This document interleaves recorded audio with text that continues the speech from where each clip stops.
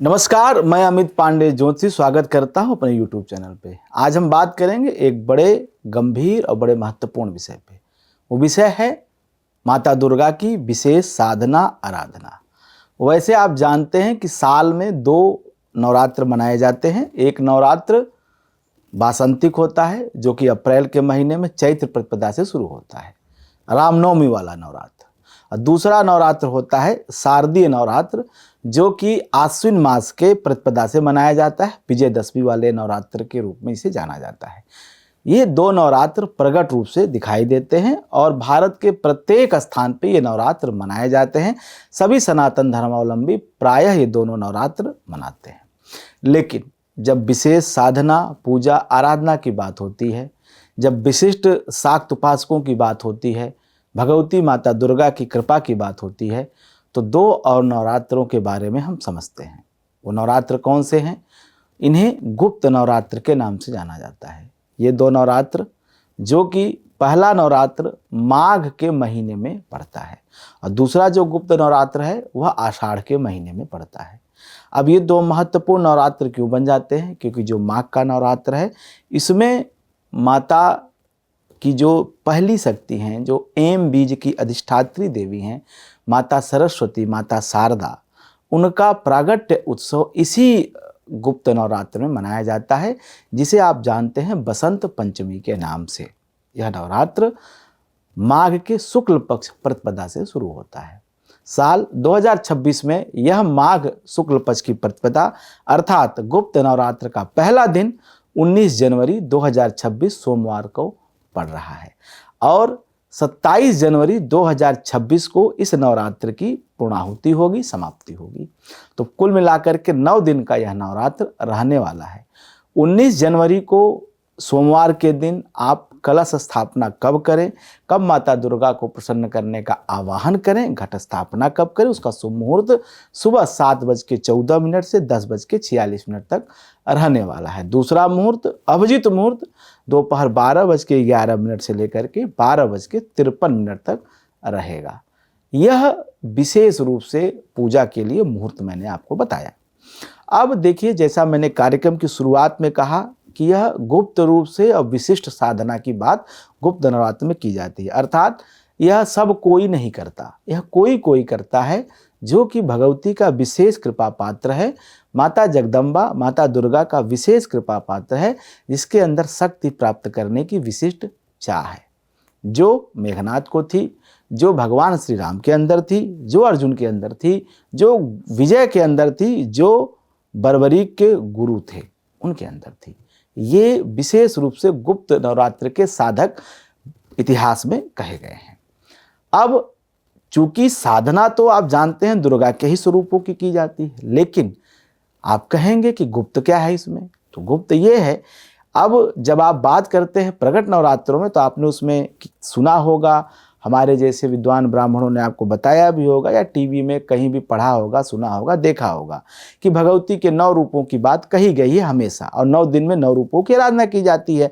प्रथम शैलपुत्री च, द्वितीयम ब्रह्मचारिणी, तृतीयम चंद्रघंटेति, कुसुमांडे चतुर्थकम, पंचम स्कंद मातेति, षष्ठम कात्यायनी च, सप्तम कालरात्रि, महागौरी चाष्टम, नवम सिद्धार्थी च, नवदुर्गा प्रकृतिता। ये 9 दुर्गा की 9 शक्तियाँ हैं, 9 उनके स्वरूप हैं।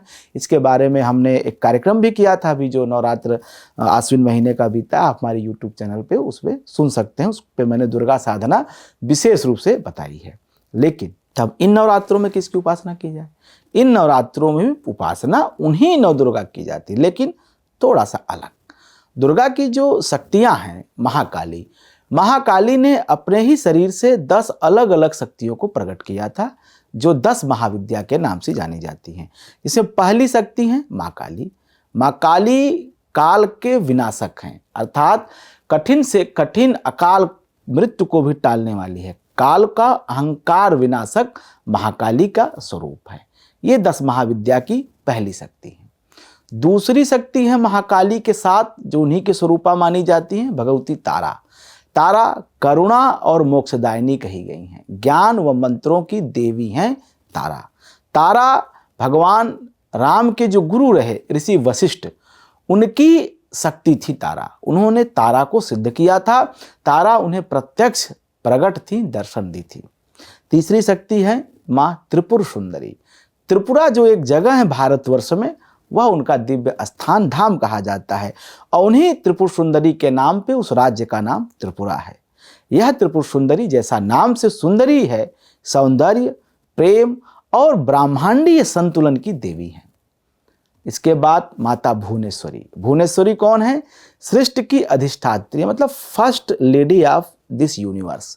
सृष्टि की अधिष्ठात्री, ब्रह्मांड को धारण करने वाली, ब्रह्मांड को बनाने वाली जो पावर है, जो गॉड पार्टिकल है, वह माता भुवनेश्वरी है। छिन्नमस्ता। छिन्नमस्ता कौन है? त्याग की देवी हैं। आत्मबल और चेतना को जागृत करने वाली शक्ति अगर कोई है तो वह छिन्नमस्ता है। स्वयं का सिर काटने वाली देवी कोई है? माँ छिन्नमस्ता है, जिन्होंने अपनी योगिनियों की प्यास बुझाने के लिए अपना रक्त दिया। अगली शक्ति है माँ भैरवी। भैरवी जैसा आप जानते हैं भैरव, भैरव की जो संगिनी है, भैरव की जो अर्धांगिनी है, वही भैरवी है। और ये तप की देवी कही जाती हैं, ये साधना की देवी कही जाती हैं। और ये चूंकि उग्र शक्ति हैं भैरव की भैरवी, तो इन्हें अग्नि की भी शक्ति कही जाती है, क्योंकि जब उग्रता आएगी तो अग्नि का रोग बढ़ेगा, अग्नि का ताप बढ़ेगा। अगली शक्ति है धूमावती। धूमावती 10 महाविद्या में, तंत्र में, वैसे सामान्य समझ में मारण की देवी कही जाती है, लेकिन ये कतिपय उचित नहीं है। जो शक्ति के उपासक हैं, जो शाक्त हैं, वो इस बात को समझते हैं ये पूरी तरह से ठीक नहीं है, ऐसा कहना नहीं चाहिए। मारण कह करके कहीं न कहीं धूमा के बारे में समाज में एक जो है गलत संदेश दिया जाता है, उनके प्रति भय दिखाया जाता है। ये वास्तविक रूप से जो माँ धूमा है, ये वैराग्य की देवी हैं। ये कहीं न कहीं रहस्य और जीवन के कटु सत्यों का प्रतीक, विधिक रूप है। ये आपको बताती हैं कि संसार में कुछ भी शाश्वत नहीं है। जिसको जानने के लिए वर्षों ब्रह्म लोग तपस्या करते हैं, ब्रह्म पद प्राप्त करने के लिए ऋषि मुनि तप करते हैं, वह यह एक क्षण में समझा देती हैं कि संसार में कुछ भी शाश्वत नहीं है, जो है वह सब माया है, सब नष्ट होगा। इसको समझाने कोई देवी हैं तो धूमा है। इसी समझ, इसी भय की वजह से लोग इन्हें मारण की देवी कहते हैं, लेकिन यह पूर्ण रूप से सत्य नहीं है।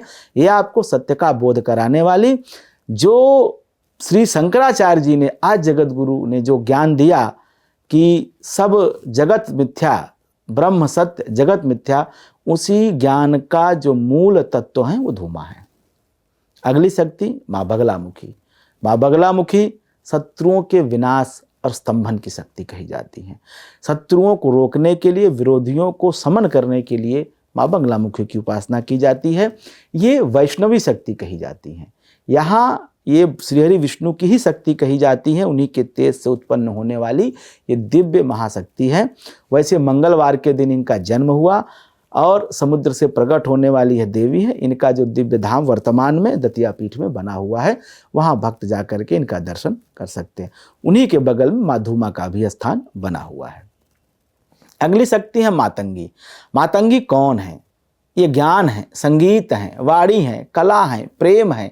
ये कहीं न कहीं जीवन में ऐश्वर्य प्रदान करने वाली माँ मातंगी है। ये मतंग मुनि की कन्या है। मतंग मुनि कन्या होने के कारण मातंगी कही जाती हैं। और जब भगवती के 100 नामों का पाठ किया जाता है तो उसमें कहा भी जाता है मतंग मुनि पूजिता। एक नाम भी है माता का, मतंग मुनि द्वारा पूजित, वो मातंगी है, मतंग मुनि की ये कन्या है।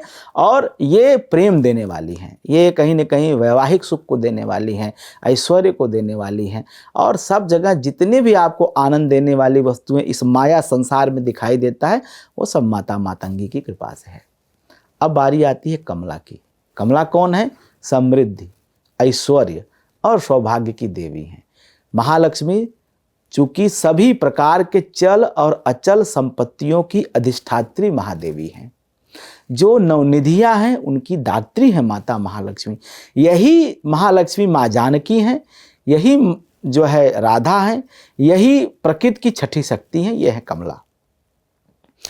अब ये जो 10 महाविद्या माता के मैंने रूप स्वरूप बताए आपको, ये अपने भक्तों को प्रीति देने वाली, प्रसन्नता देने वाली, सुख देने वाली शक्तियां हैं। और इन्हीं 10 महाविद्या का उपासना, उनका जप, उनके लिए स्तोत्र, स्तुति, हवन इत्यादि जो किया जाता है वो इन्हीं गुप्त नवरात्र में किया जाता है। इसीलिए गुप्त है। मुझे लगता है शायद आपको भी यह जान करके बड़ा प्रसन्नता का अनुभव हुआ होगा कि शक्ति कितनी शक्तिशाली है और माता के कितने रूप हैं। जितना कहा जाए उतना कम है। अब ये तो मैंने आपको विस्तार से गुप्त की बात मैंने प्रकट की, कैसे 10 महाविद्या के कौन कौन स्वरूप है, उनका क्या कारण है। लेकिन वापस लौटते हैं अपने विषय पे, साधना पे, पूजा पे। आम जन, आम भक्त जो बहुत पढ़ा लिखा नहीं है, जिसको बहुत शास्त्रों का अध्ययन नहीं है, वह भी कैसे शक्ति की कृपा प्राप्त कर सकता है। माता शक्ति दुर्गा को प्रसन्न करने के लिए 4 मंत्र बहुत जरूरी हैं। उन मंत्रों को आप सुने भी होंगे, लेकिन आप उसे पुनः नोट कर लें। पहला मंत्र है सर्वमंगल मांगल्ये शिवे सर्वार्थ साधिके शरण्ये त्र्यंबके गौरी नारायणी नमोस्तुते। ये पहला मंत्र है। दूसरा मंत्र क्या है? ओम जयंती मंगला काली भद्रकाली कपालिनी दुर्गा क्षमा शिवा धात्री स्वाहा स्वधा नमोस्तुते। यह दूसरा मंत्र है। और तीसरा मंत्र क्या है? जो कि दुर्गा सप्तशती के 5वें अध्याय में है और जो मार्कंडेय पुराण से लिया गया है। यह बड़ा दिव्य मंत्र है। या देवी सर्वभूतेषु शक्ति रूपेण संस्थिता नमस्तस्यै नमस्तस्यै नमस्तस्यै नमो नमः। यह शक्ति को प्रणाम करने का मंत्र है। अपने चारों तरफ, अपने 10 दिशाओं में जो शक्ति का भान कराए, उन शक्ति को बारंबार प्रणाम करने का यह मंत्र है। चौथा मंत्र, ये तो 3 बड़े मंत्र हैं, लेकिन चौथा मंत्र बहुत दिव्य है। कई बार मैंने अपने इस YouTube चैनल पे मैंने इस मंत्र की महत्ता बताई है, पुनः बताता हूँ। नवाण मंत्र। और मंत्र कैसे है? ओम ऐं ह्रीं क्लीं चामुंडाय विच्चै नमः। इसमें जो मूल मंत्र है ऐं ह्रीं क्लीं चामुंडाय विच्चै ही है, लेकिन ओम चूंकि प्रणव है और नमः पल्लव है, नमः और ओम लगा करके इस मंत्र का जप करना चाहिए। तब यह जप परिपूर्ण होता है, हमारे लिए फलित होता है और इसका फल हमें मिलना आरंभ होता है। बिना ओम और नमः के यह मंत्र जो लोग करते हैं, वो केवल जैसे कोई बालक जंगल में रोए, रुदन करे, उसका रुदन सुनने वाला कोई न हो, उसी प्रकार से साधकों के मंत्र जप भी निष्फल होते हैं। या आप इनके एकाक्षर का जप अलग से कर सकते हैं। देवी भागवत में कथा है, ऐं ऐं करने से भगवती सरस्वती, क्लीं क्लीं करने से माँ महाकाली, और जो ह्रीं मंत्र है यह कहीं न कहीं महालक्ष्मी को प्रसन्न करने वाले 3 बीजाक्षर हैं।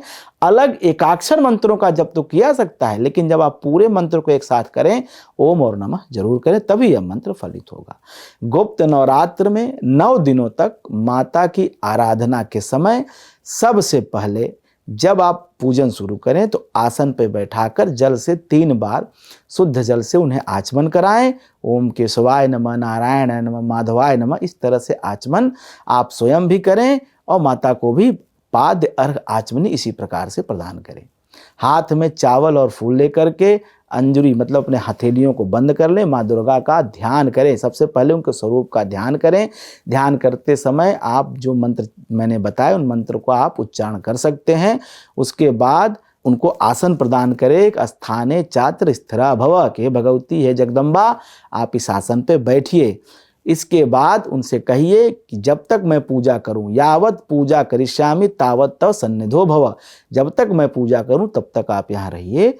और उसके बाद माता जगदम्बा को प्रणाम करने का आप कार्य करें। श्री जगदम्बा दुर्गा दिव्यै नमः, और माता दुर्गा का आवाहन करें। अब इसके बाद आप उन्हें चावल है, पुष्प है, जो भी आपके पास उपचार की सामग्री है वह जरूर चढ़ाएं। श्री जगदम्बे दुर्गा दिव्यै नमः आसन पुष्प जो भी आपके पास है समर्पित करें। और हमेशा जब भी आपको कोई वस्तु, कोई उपचार की सामग्री प्रदान करें तो उस आसन, उस उपचार के बारे में भगवती से निवेदन जरूर करें, प्रार्थना जरूर करें। और कुछ नहीं आता तो सिर्फ दुर्गा दिव्यै नमः पाद्यम अर्घम आचमनिम स्नानम जलम आप ऐसे भी बोल सकते हैं, कोई आवश्यकता नहीं है बड़े मन नहीं। तो आप हिंदी में ही बोलिए कि माँ, यह आपको जल अर्पण है, यह आपको पाद्य अर्पण है, यह आपको अर्घ्य अर्पण है, यह आपको दूध, यह आपको फल, यह आपको मीठा, जो भी आपके पास है वह सामग्री आप भगवती को प्रेम पूर्वक समर्पित करें और दुर्गा देवी को प्रणाम करें। माता दुर्गा सद्य प्रसन्न होने वाली शक्ति हैं। खास करके अपनी संतान को कष्ट देख में कभी भी माता शांत नहीं बैठती। कुपुत्रो जायते क्वचिदप कुमाता न भवति। घी और मधु, ये दो चीज जरूर समर्पित करें दुर्गा के पूजन में।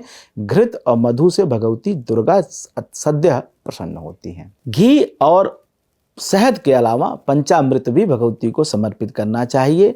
नैवेद्य में उन्हें फल, मीठा, पान पत्ता और गंधोदक जरूर समर्पित करना चाहिए। और माता दुर्गा को हमेशा आभूषण, वस्त्र यह जरूर देना चाहिए। जब नैवेद्य समर्पित करें तो आचमन के लिए जल जरूर दें, 5 बार आचमन जरूर चढ़ाएं। और भगवती दुर्गा को वस्त्र, रक्षा सूत्र भी समर्पित करें। और इसके साथ साथ आप उन्हें इत्र, माला, फूल ये भी वस्तुएं समर्पित करें। कुल मिलाकर के आप पंचोपचार, षोडशोपचार, राजोपचार तरीके से जैसे आपकी व्यवस्था हो भगवती की आराधना जरूर करें। और जब भी करें तो उन्हें निवेदन जरूर करें। जैसे आपने नैवेद्य चढ़ाया तो आप हाथ जोड़ के कहें कि हे दुर्गा देवी, ये आप स्वीकार करें, हे माँ इसे आप स्वीकार करें। ऐसा कह करके माता को गुप्त नवरात्र में 9 दिनों तक प्रसन्न करने का हर संभव प्रयास करें, क्योंकि आप केवल प्रयास कर सकते हैं। अंत में तांबूल अर्थात पान का बीड़ा चढ़ाएं, सुगंधित द्रव्य चढ़ाएं, द्रव्य दक्षिणा अर्पित करें और अंत में आरती करें। यह आपकी पूजन पूरा हो जाएगा। आरती करने के बाद अपने आसन पे एक आचमन जल गिराएं, आसमन के नीचे उसे अपने अंगूठे से मस्तक पे लगाएं। ओम शक्राय नमः, इंद्राय नमः ऐसा कह के माता को प्रणाम करके फिर से उठ जाएं। यह 9 दिन की प्रक्रिया होती है नवरात्र में। आप मान लीजिए 9 दिन नहीं कर सकते हैं तो 23 जनवरी को बसंत पंचमी है, माता सरस्वती का प्राकट्य दिवस है। उस दिन भी केवल अगर एक दिन भी अगर आप माँ दुर्गा की इस तरीके जैसा मैंने बताया उनका आवाहन करके, स्थापन करके, षोडशोपचार तरीके से धूप, दीप, नैवेद्य आदि दिखा करके पूजन करते हैं तो उनकी कृपा जरूर मिलेगी। इस प्रकार से पूजन से भगवती प्रसन्न होती हैं।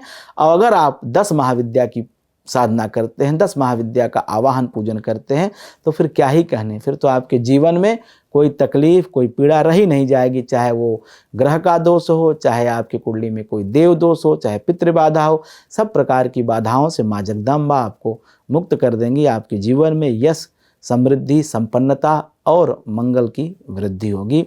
जय माँ विंध्यवासिनी।